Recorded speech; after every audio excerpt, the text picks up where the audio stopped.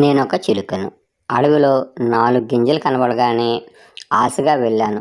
వేటగాడు పన్నిన వలలో చిక్కుకొని బందీనయ్యాను. బజారులో అమ్మబడి జీవితాంతం పంజరంలో ఖైదీనయ్యాను. నేనొక చేపను. నదిలో చిన్న మాంసం ముక్క కనబడగానే గబాల్న అందుకోబోయాను. ఆ మాంసం ముద్ద వెనుక జాలారి పెట్టిన ఎర్రకుక్కానికి నా దవడ మొప్పలు చిక్కుకొని చీరుకుపోయింది. గాయం అయింది. రక్తం కారసాగింది. నేనొక ఎలుకను. నా బొరియకు ఎదురుగా బిస్కెట్ కనిపించగానే ఆతృత ఆపుకోలేక బిస్కెట్ను కొరికాను. అంతే. అందులో నన్ను చంపడానికి పెట్టిన ఎలకల మందు బారిన పడి ప్రాణాలే పోగొట్టుకున్నాను.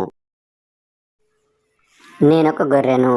ఎప్పుడూ సరిగా తిండి కూడా పెట్టని నా యజమాని ఆ రోజు నాకు పసుపు రాసి స్నానం చేయించి నుదుటిన తిలకం దిద్దాడు.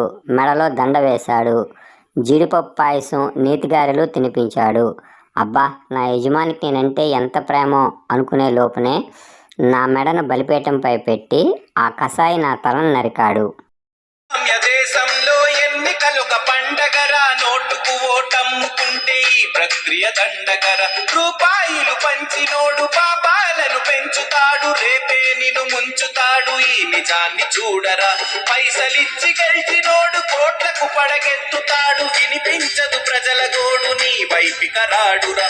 పదునైనది విలువైనది ప్రతి ఓటని చాటండి. ఎన్నికల్లో అవినీతికి నో ఎంట్రీ చెప్పండి.